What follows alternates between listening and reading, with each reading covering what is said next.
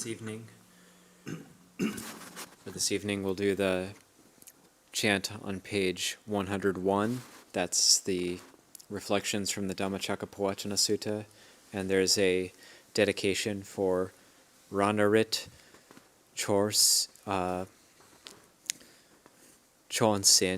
who passed away a year ago today at the age of 41.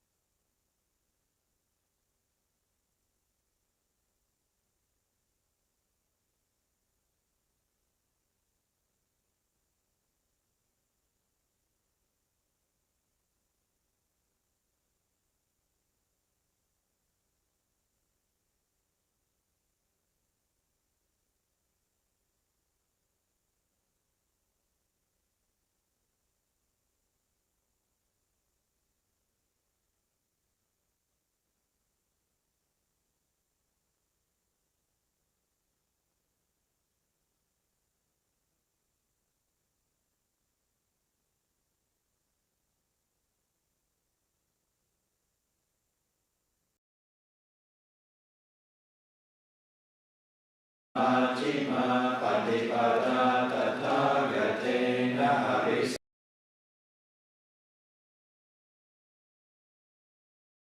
ultimately awakened to a middle way of practice, Jagukarani, giving rise to vision,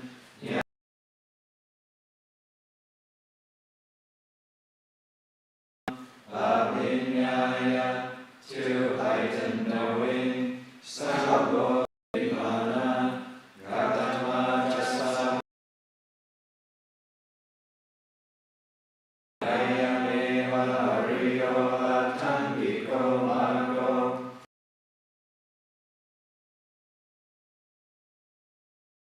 Aditi, right view, Samma Sankappo, right action, Samma Jivo, right livelihood, Samma Vayamo, right effort, Samma Sati, right mindfulness, Samma Samadhi, right concentration, Ayako Sabhikare Majjhima Patipada. That the Tathagata has ultimately awakened to Jagukarani, giving rise to vision, Jnanakarani, making for insight, Upasamaya, leading to calm, Abhinyaya, to heightened knowing, Sambodhaya, awakening, Nirvanaya Samvatapi, and to Nirvana, Niranko Panadikave Dukkam Pariyasacham. This recluses the noble truth of dukkha. Jati dukkha, birth is dukkha, jarapi dukkha, aging is dukkha, maranapi dukkha, and death is dukkha. Soka parideva dukkha domana supaya sapi dukkha. Sorrow, lamentation, pain, grief, and despair are dukkha. Apiyehi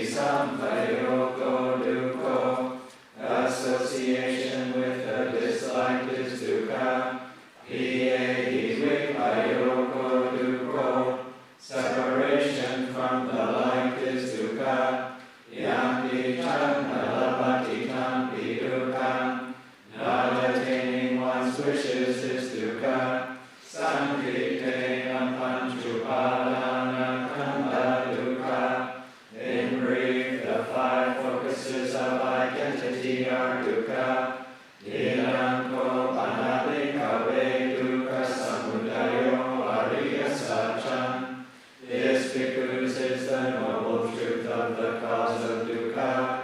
Yayam tanha, it is this craving, O no which leads to rebirth. Nandiraga sabhagata, accompanied by delight and lust.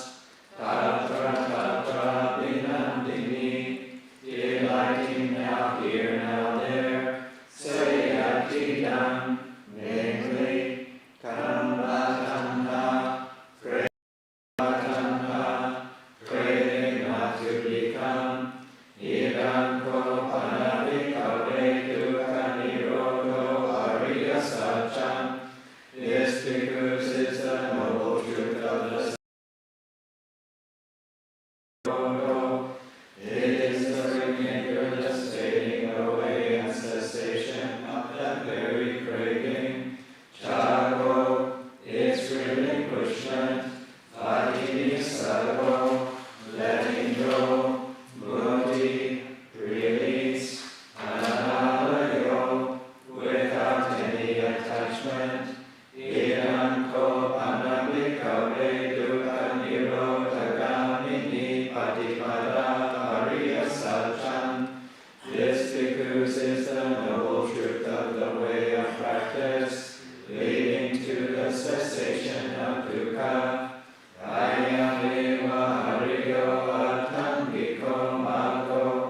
It is just this noble eightfold path.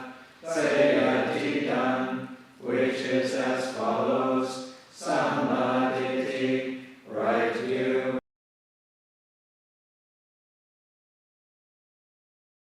Samakamanto, right action. Sammahajivo, right livelihood. Sammavayamo, right effort. Sammasati, right mindfulness. Sammasamadhi, right concentration.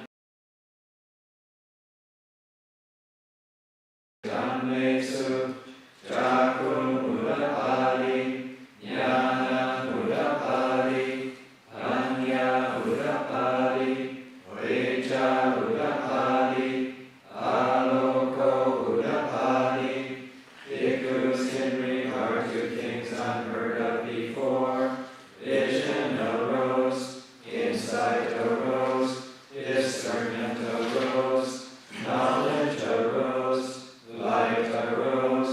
This is the noble truth of dukkha. Anko panidam dukkham ariya satcham parinyayanti. Now this noble truth of dukkha should be completely understood. Anko panidam dukkham ariya satcham parinyayanti. Now this noble truth of dukkha has been completely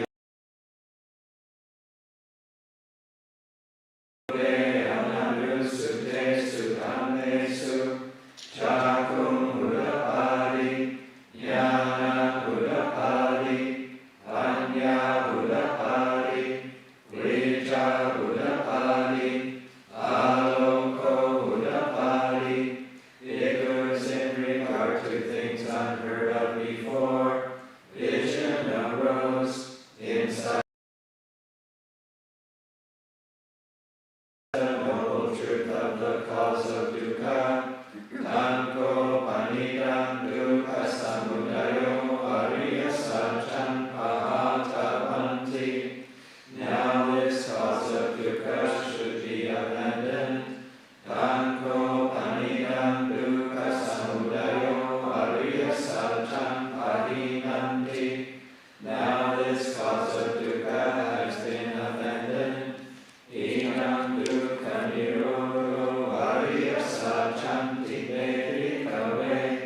Ubbe ananusute sudhammesu. Jakun udapali, jnanam udapali.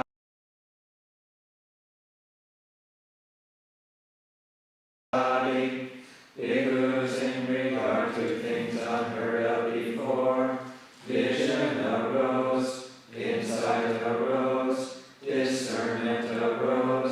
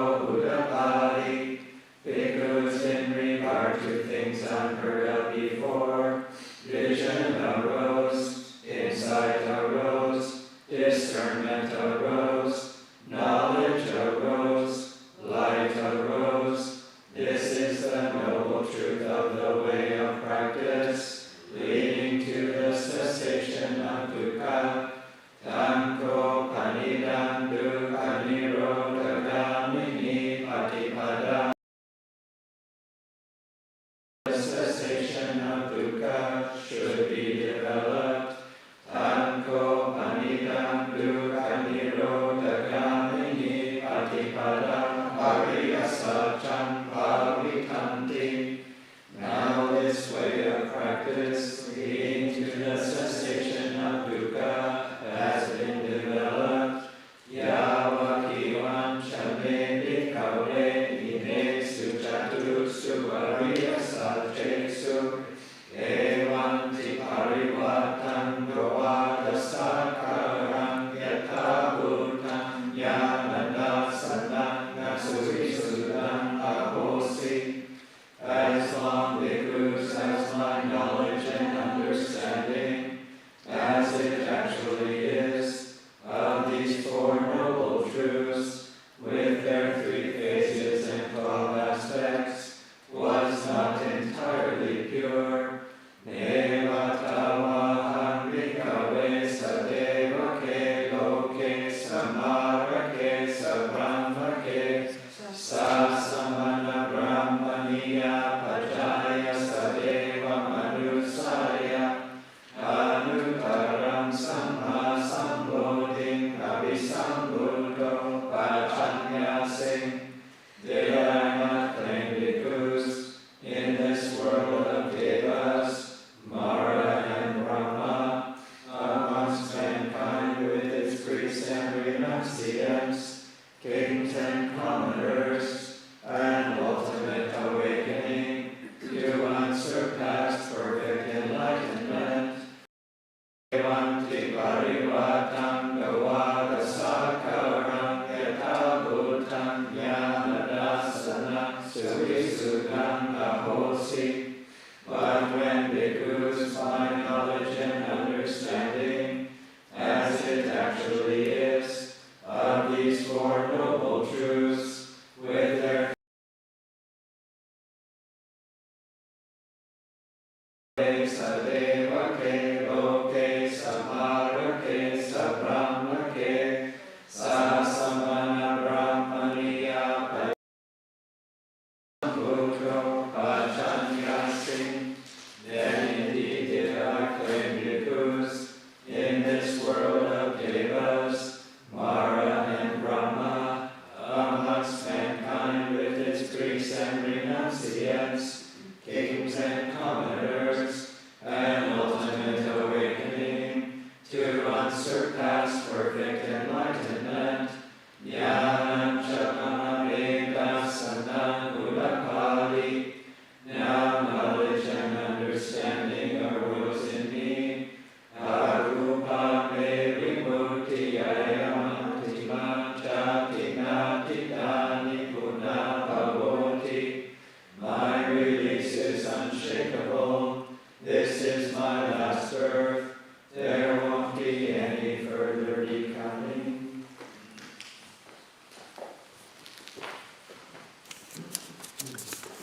Since the sound wasn't quite working yet at the very beginning, dedication again for Ranarit Chonsin, who passed away a year ago today at the age of 41, and this chant was dedicated for him.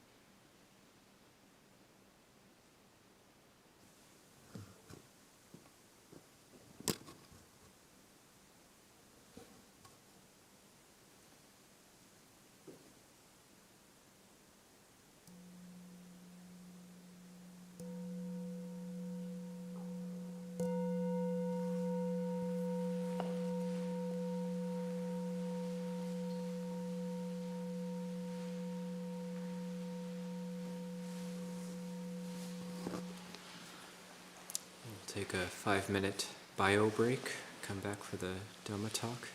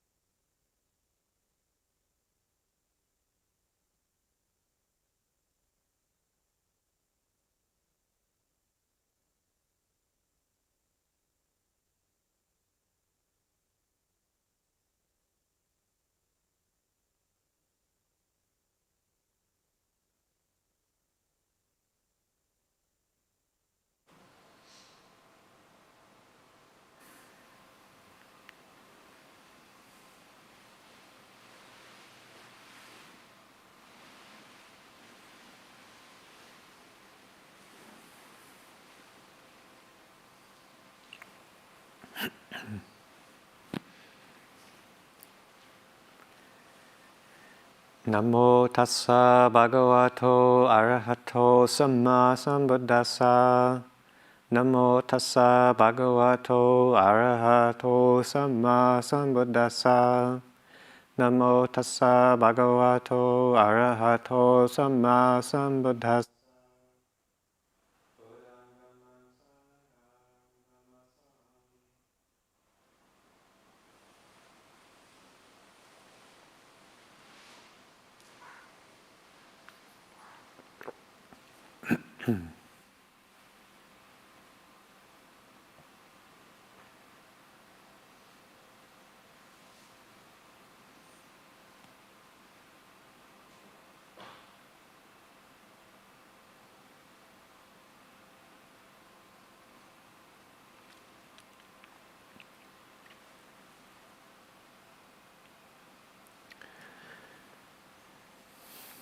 Greetings, everyone. Good evening.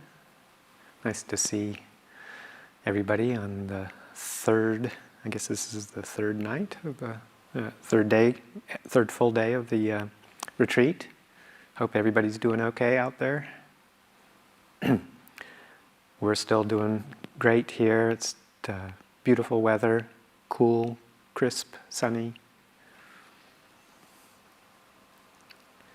And just enjoying the routine, the practice, the rhythm of the day.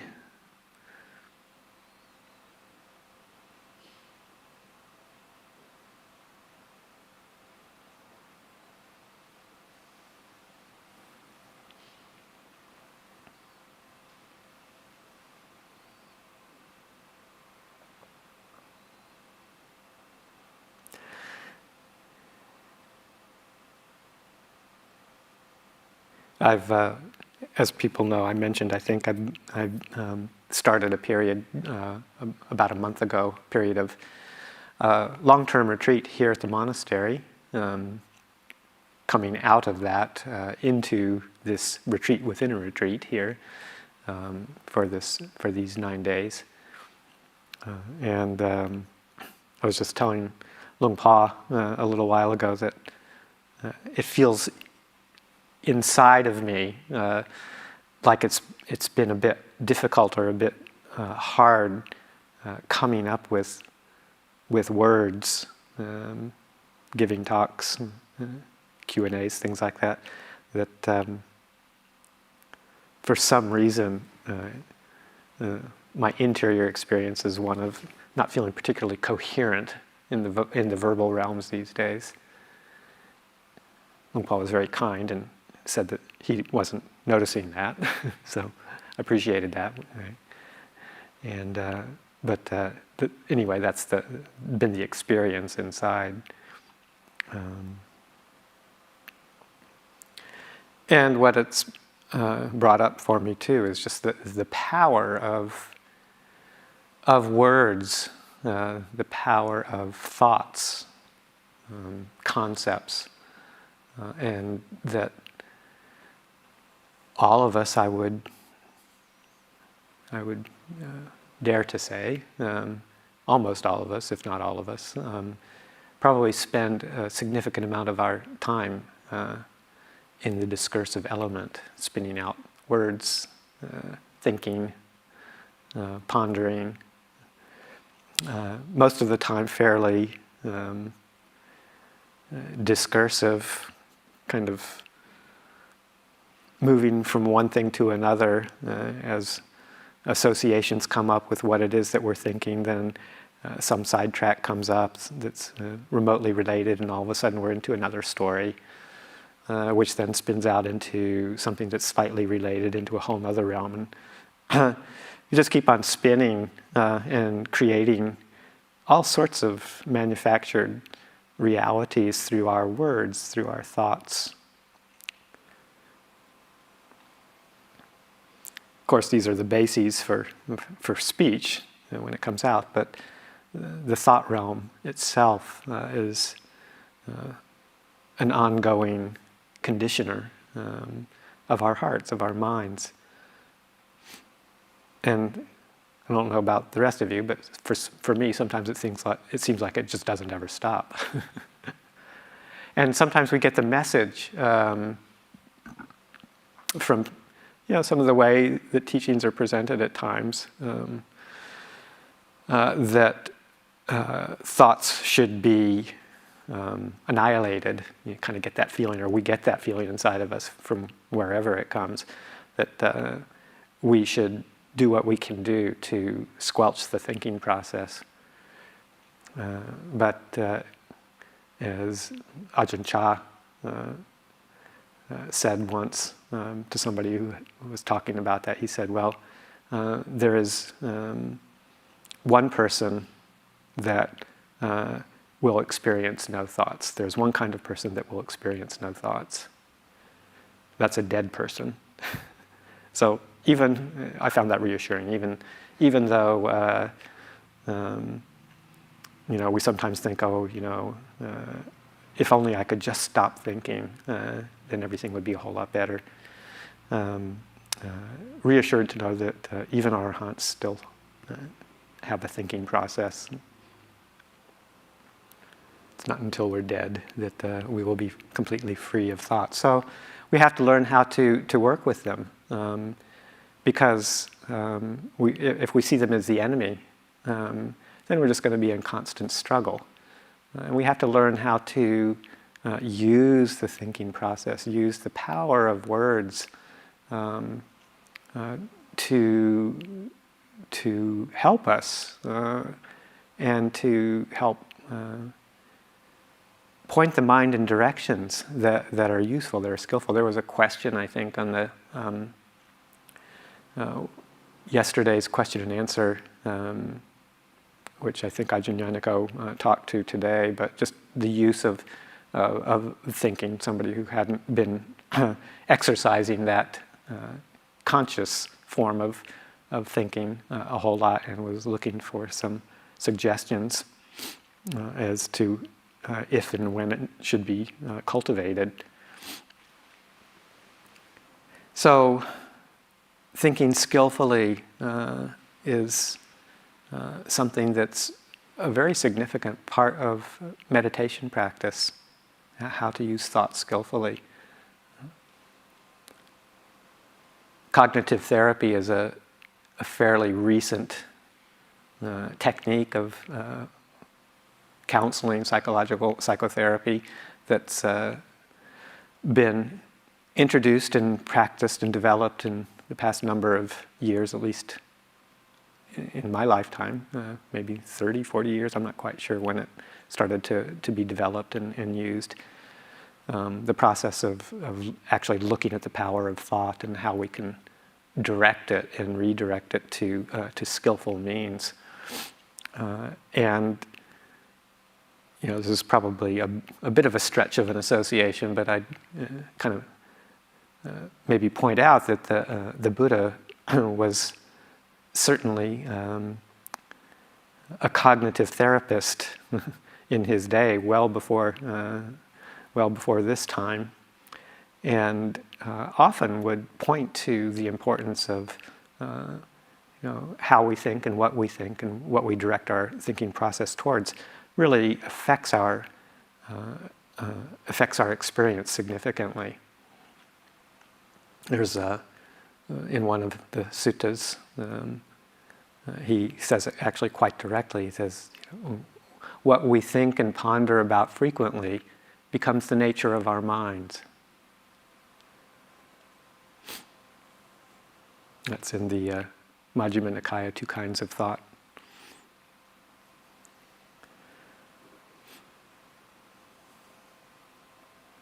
So we want to think and ponder very carefully, because if that becomes the nature of our minds, then we want to make sure that the nature of our minds are something that's useful, skillful, wholesome, and leading us into the direction of freedom.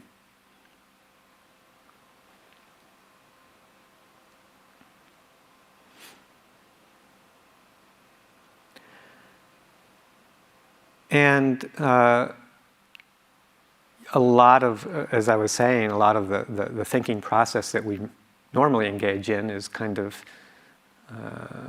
chaotic, discursive thinking, moving from one thing to another, under the influence of the certain underlying tendencies that keep on directing where we put our attention in the realms of,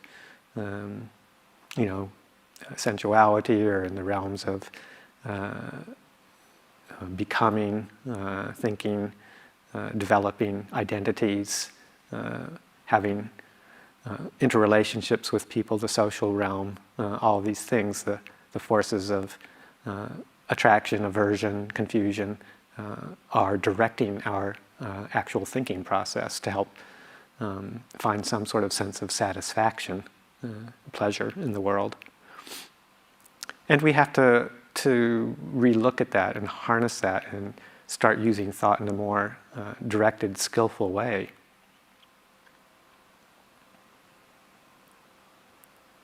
So we can actually use the thinking process to retrain our experience, to retrain our perceptions.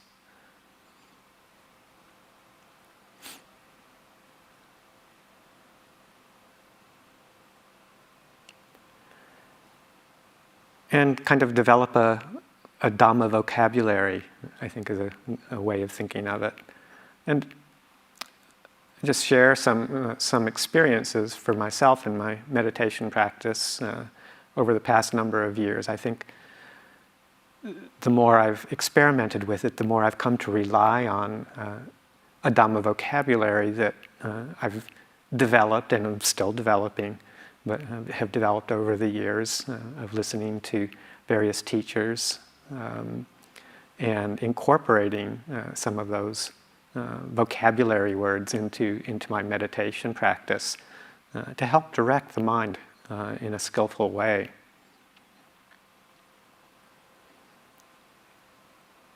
And I find that developing key words that I use and bring up actively in the contemplative practice is very useful, it's very helpful.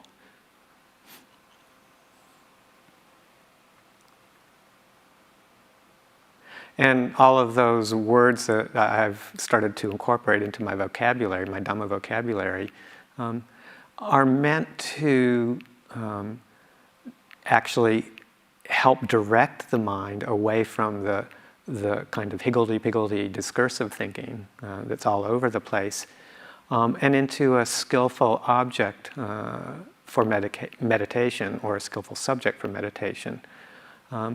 And often trying to distill an experience into just, say, one key word or several key words that are very simple and straightforward, but speak to me personally about an experience. So spend a fair amount of time directing my meditation practice towards, say, contemplation of the body, as Luang Por has talked a lot about so far this retreat, contemplation of the body. Bringing our attention into that frame of reference is a key fundamental practice in this tradition, taught in this tradition. And so I've tried to develop some key vocabulary words taken from the teachings to just help keep my mind directed and focused in that particular frame of reference, contemplation of the body. And Luang Por went over several aspects of the first Satipatthana, mentioning the different contemplations that the Buddha offers as contemplations of the body. And to me, just sort of as a conceptual framework, those particular contemplations can be divided into a couple of two different functions, if you will. In my mind, anyway, I've kind of grouped them into those contemplations that are helping to alter our perceptions of the body. We have all sorts of perceptions that we've been conditioned by, looking for attractiveness in the body, for instance, or health, health, beauty, are things that we like to experience, perceive. Those are perceptions that we've habituated ourselves to. And some of the contemplations, like the contemplation of the 32 parts of the body, are meant to help alter some of those perceptions so that we don't exaggerate, say, the attractiveness of the human body in a way that leads to attachment and desire. So the 32 parts is meant to help neutralize some of the ways that we habitually only see what we will find supportive to that sensual desire. Helps neutralize that. So it's a perception altering kind of contemplation. Same is true with the charnel ground contemplations, the perception of the body decaying after its death, to kind of knock a bit of sense into us as to how we regard this body and its having this ideal of health when we have illness and death looking us in the face, so that we're not fooled by it when it comes. Another perception-altering kind of contemplation. The four elements contemplation is one of those ways that we alter the perception of the body to simplify our experience into the basic four material elements. This is what the body is. It's really just earth, water, fire, and air. So again, another perception-altering contemplation. Then the other category in my mind is more of the direct experience of the body itself. Ajahn Sucitto refers to it as the somatic experience, the fact that we have this very intricate and complex nervous system that we can actually witness and feel deeply, embodied awareness, if you will. This sense of presence of the body, just as it is, with all of its movements and vibrations and energetic flows, and that the practices in the first Satipatthana around mindfulness around breathing, the postures, the disposition of the body, the clear comprehension, the various activities that the body is going through, developing awareness around those. Those are contemplations that help really develop that sense of having a body, the direct experience of the somatic presence.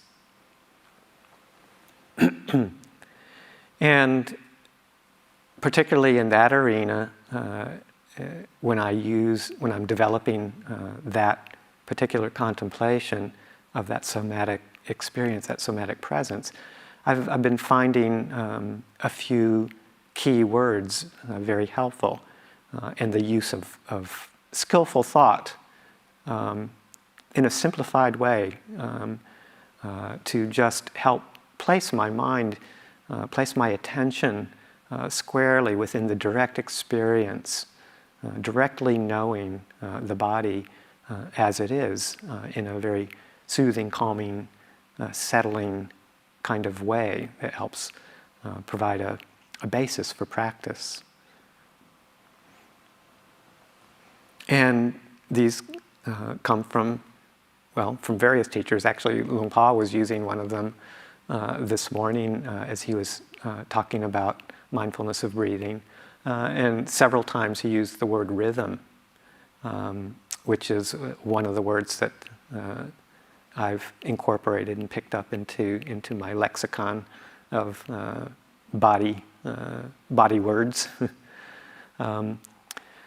And the other two, to form this set of three, it's actually a set of three that Ajahn Sucitto has referred to in his teachings, which often and in detail center around this development of the somatic presence of the body.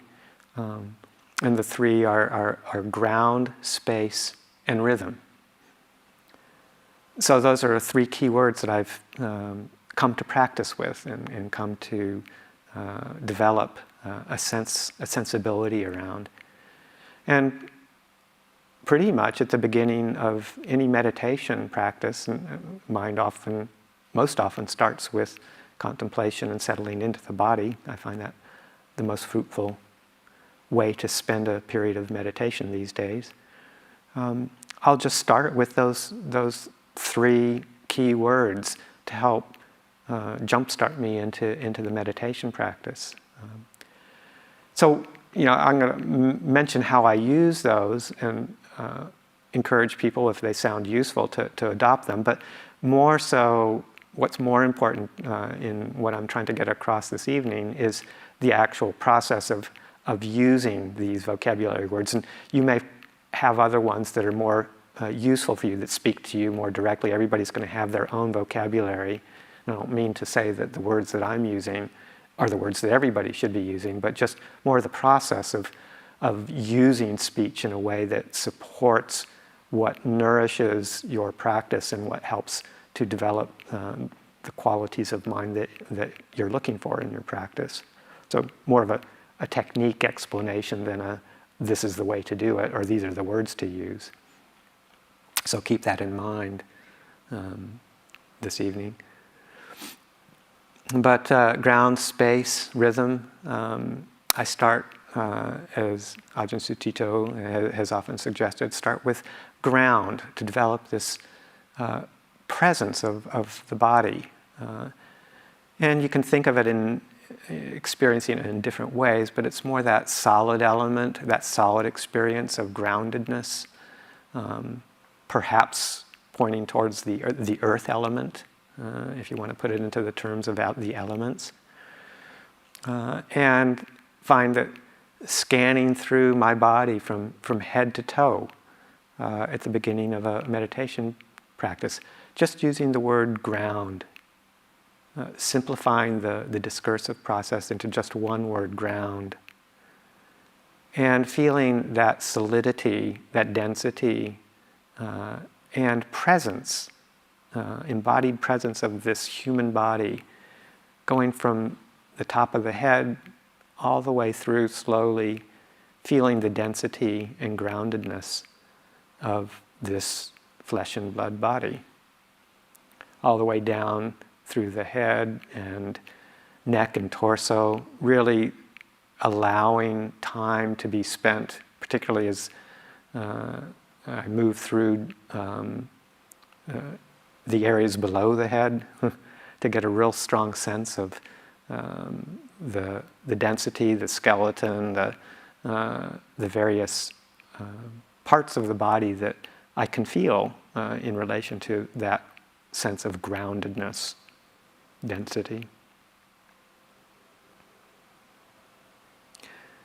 And also noticing as I go through that there are certain areas that are more pronounced than others, more noticeable, and trying to even that out. And oftentimes there's obstructions or tension that are being held in that body, in this body, and it's useful to consciously open up and relax with those. So oftentimes the forehead, the sockets of the eyes, the jaw,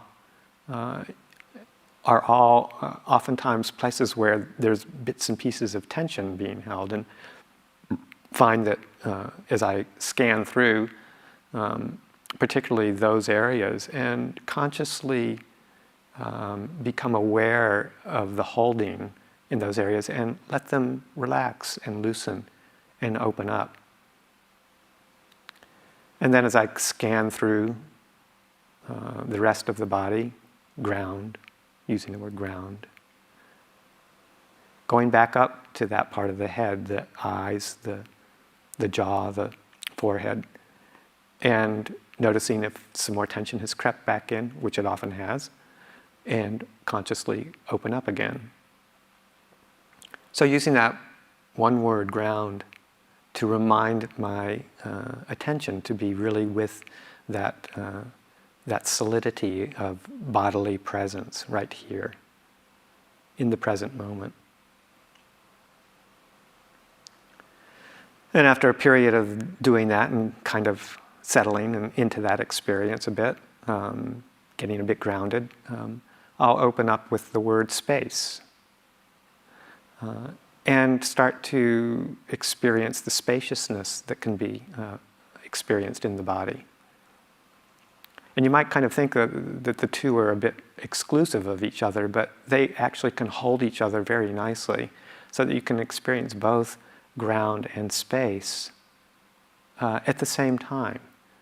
So there's an openness, and this isn't meant to be a literal kind of space necessarily, but the experience of space or spaciousness within the body. So like the space inside the head, the skull, or the various openings where there's clearly physical space in the mouth, throat, in space in the chest cavity, and in the abdomen, the legs, and just noticing a sense of lightness that comes with that image of space.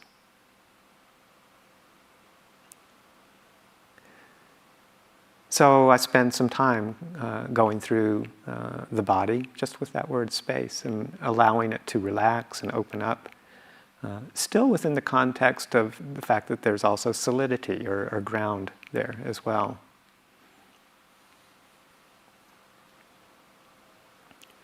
So once those are settled and more firmly established, and I'm feeling more the presence of actually having this physical body from head to toe,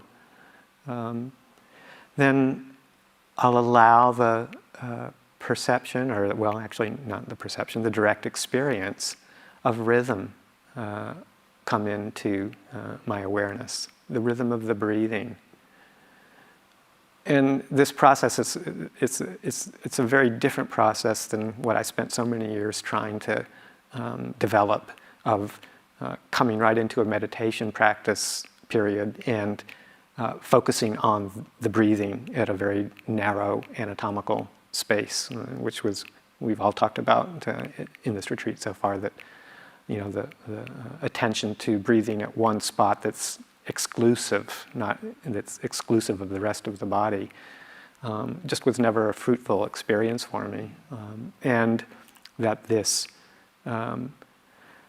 development of a whole body awareness, ground, space, experience, then just allows the breathing to come into awareness. It doesn't have to be sought out and cornered and pinned down. It just comes more naturally on its own in the presence of ground and space in the body. It finds its way and kind of just settles in. And I really like the word rhythm because it takes away that kind of discrete step-by-step in and out breathing, watching a singular breath come and go. And the word rhythm points more towards a flow of breathing, the flow of experience. Multiple breaths have to be noticed and experienced to get this sense of rhythm. So it helps to extend my ability to hold closely to the breathing process, because the quality of rhythm is one that develops, feeling the quality of rhythm develops over a span of time, not just in a single moment.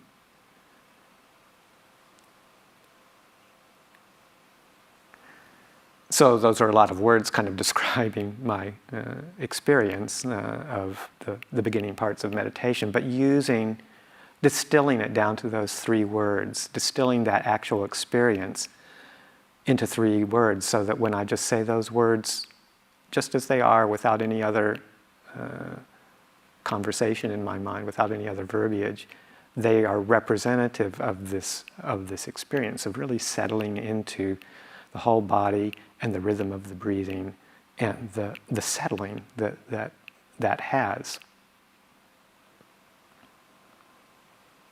So those are 3 key vocabulary words in my Dhamma practice.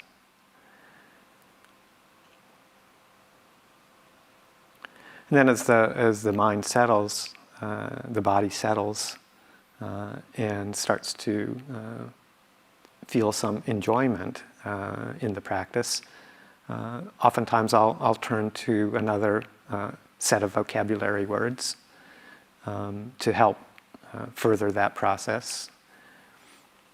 And those are, I've talked about them before, but a set of words that are related to the contemplation of the 5 hindrances, but more in the positive sense.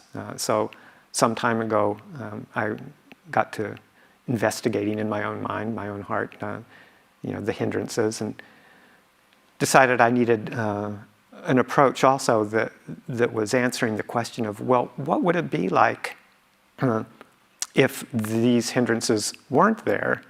Rather than looking for the hindrances that are there, what would it be like if I don't have any sensual desire, or if I don't have any ill will? What would it be like if I don't have sloth and torpor, sleepiness, drowsiness, or restlessness, agitation? Or what would it be like if I didn't experience the hindrance of doubt?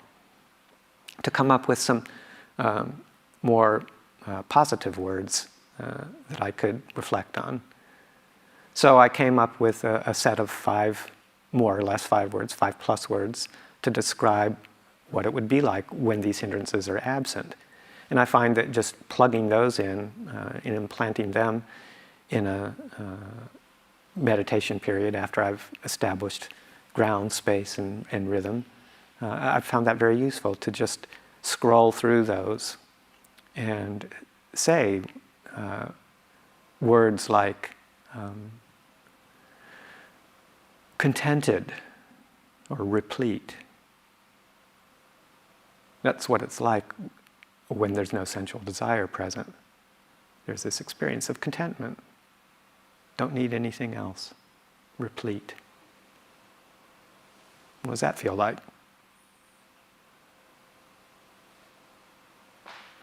Or gentle, warm. That's what it's like when there's no ill will. A sense of kindness, gentle, but more gentle actually. Kindness is more of a concept. Gentleness is an actual feeling for me. It's a word that speaks to me. Warm. Caring sometimes. And then, what's it like when there's no sleepiness or drowsiness? It's alert, bright, energetic. More alert though, alert, awake, alert. It's a key word. What's it like when there's no restlessness or agitation present? Well, the word that comes to my mind is still. So I use that one. That's that one word, still. And the word that comes to mind in the absence of doubt or uncertainty is secure, confident. So 5 simple words to just toss into the mind. If I'm going to be thinking, I might as well be thinking these words rather than all the other ones that I could think. So I have my ground, my space, the rhythm, and then there's contentment. gentle, alert, still, secure, confident. Just keeping it to those simple words.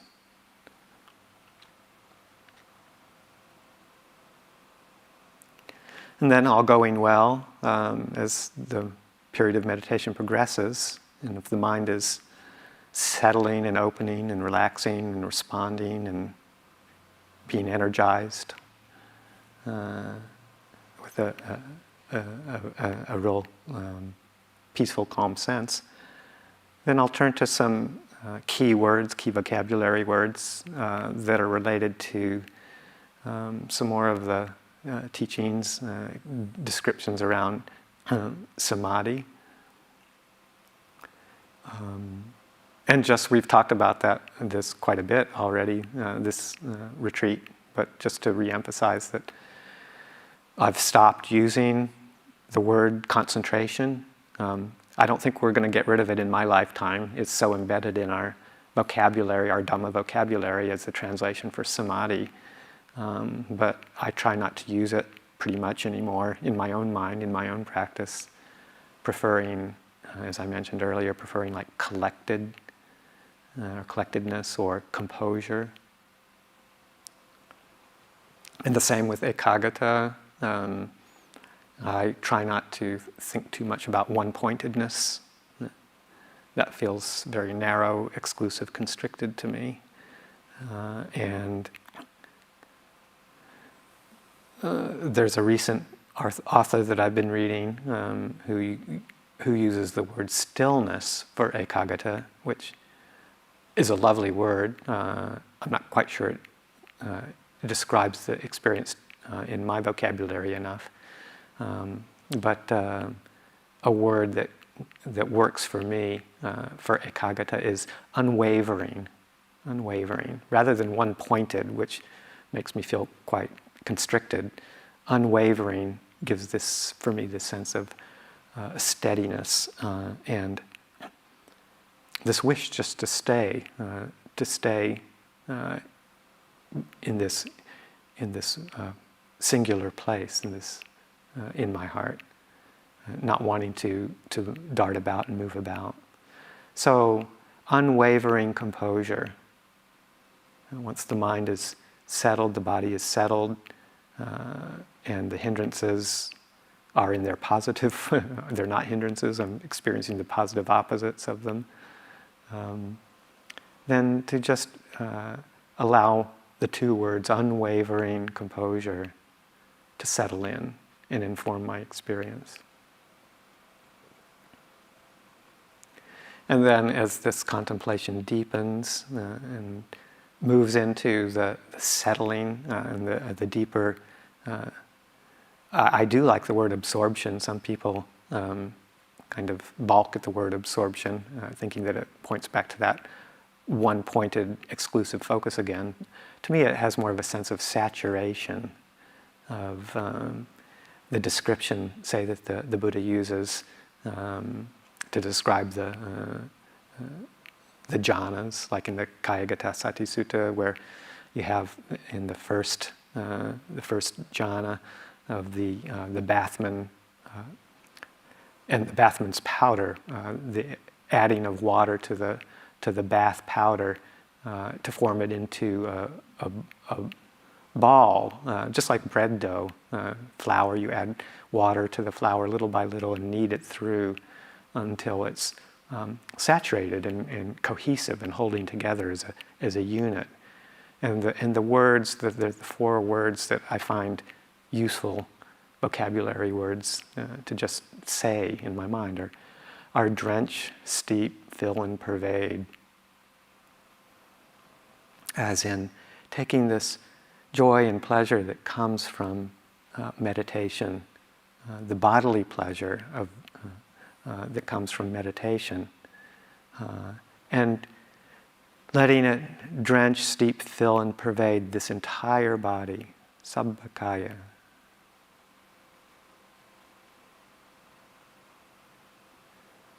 So those four words have come to represent a very cohesive, penetrating enjoyment of the body contemplation. So trying to reduce some of these experiences just into words that mean something to you and that come to represent the actual experience, so that we can just drop them into our minds and come to associate those words with a particular experience. And with practice, I found that it's just a great way to kind of shortcut myself into settling more easily. The power of these words is so great that one word can represent and invoke an experience in meditation. So in the contemplation of the body, the development of this so-called somatic experience, embodiment, key words of ground, space, rhythm, working with those. Then replete or content, warm, alert, fresh, still, secure,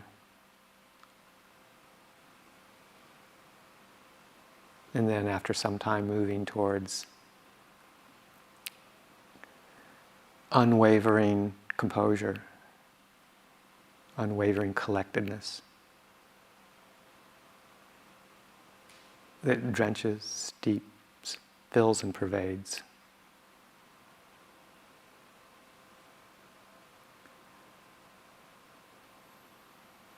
And you can see, it's not that many words. The vocabulary doesn't have to be very big to be a very useful tool. And again, my words aren't going to be your words, but coming up with your own vocabulary that helps develop the meditation. This is using vitaka vichara, directed thought and evaluation, or thinking and pondering, so that in a skillful way, so that what words we're using become the nature of the mind that we want to experience. Using the very powerful tool of thinking in a way that's going to be of benefit.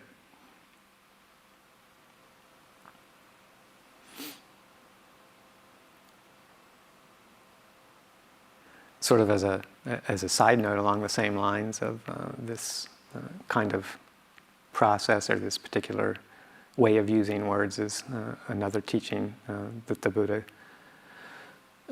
gives. And kind of course, in many ways talks about the four satipatthana as being the primary modes for developing the meditation practice, the four frames of reference being our go-to contemplations to develop samatha, vipassana, and the contemplative path.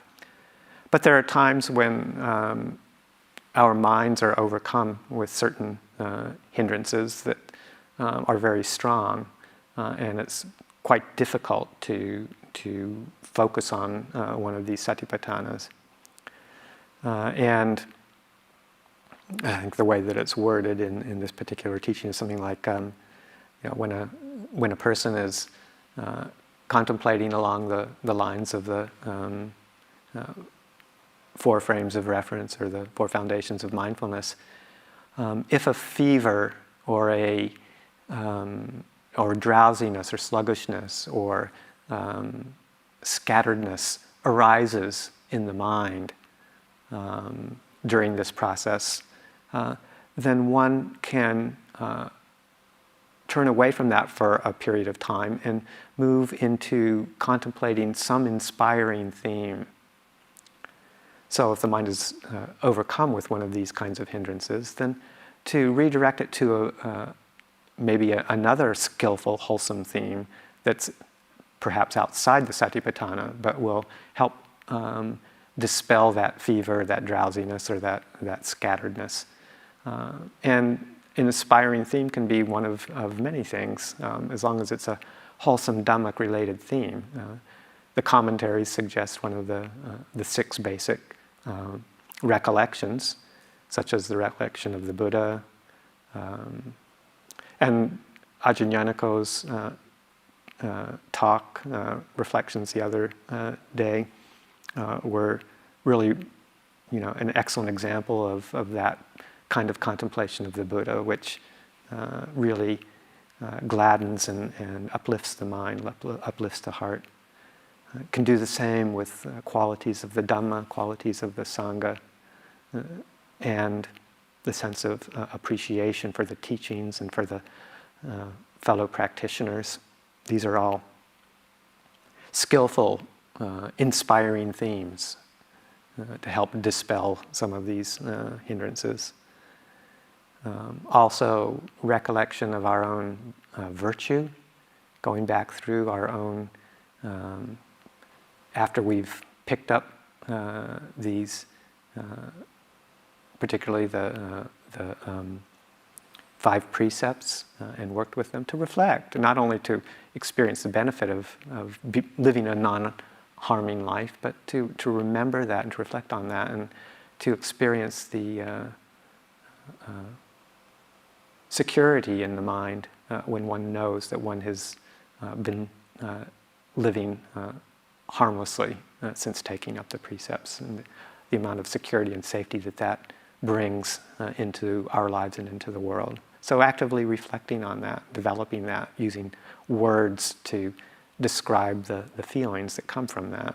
And the same with generosity, reflecting on giving. When people have given to us, reflecting on that and the sense of well-being that comes when somebody has shown us concern and supported us.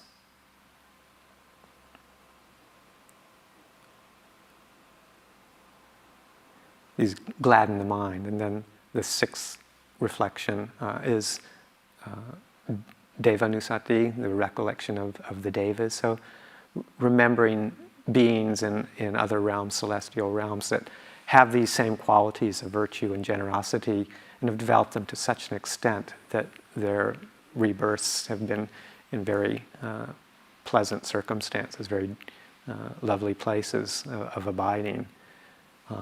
And recollecting the virtues and practices that resulted in that for these beings. Some people find that a very uplifting theme to think about. And there's other meditation themes that can inspire the mind.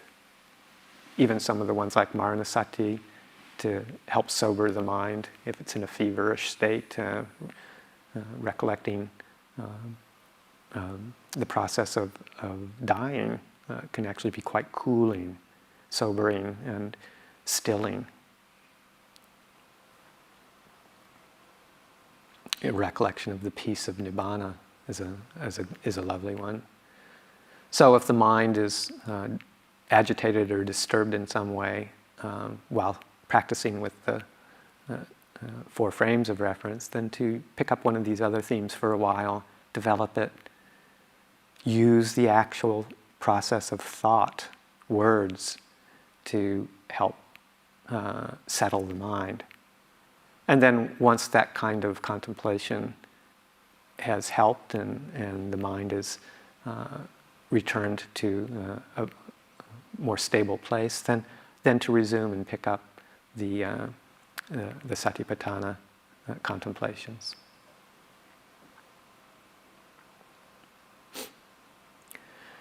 So I think the main thrust of this is to develop that one can develop a vocabulary, a spiritual vocabulary that is very useful in our practice, and using and harnessing the power of thinking rather than feeling like it's the enemy.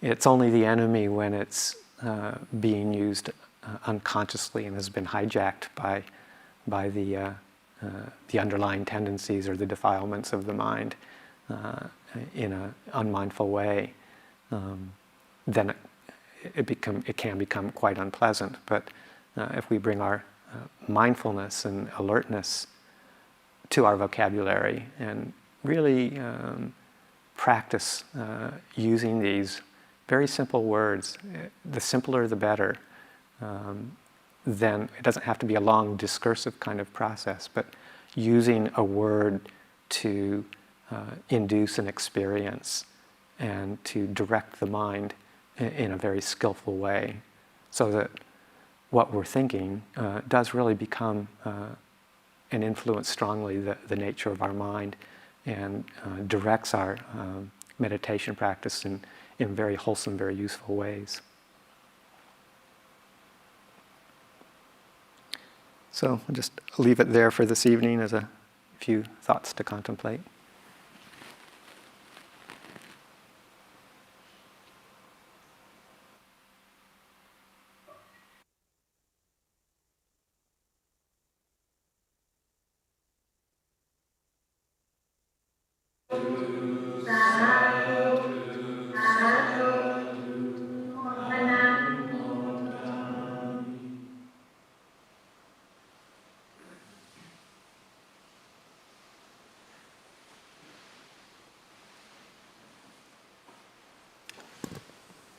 So we can end with the chant on page 33, the verses of sharing and aspiration.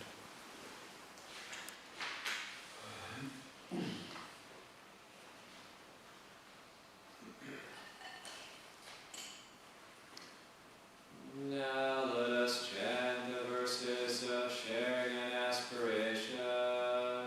Through the goodness that arises from my practice, may my spiritual teachers and guides of great virtue, my mother, my father, and my relatives, the sun and the moon, and all virtuous leaders of the world, may the highest gods and evil forces, celestial beings, guardian spirits of the earth, and the Lord of death, may those who are friendly, indifferent, or hostile, may all beings receive the blessings of my life.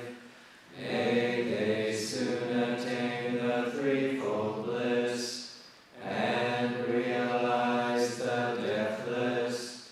Through the goodness that arises from my practice, and through this act of sharing, may all desires and attachments quickly cease, and all harmful states of mind, until I realize Nibbana in every kind of birth.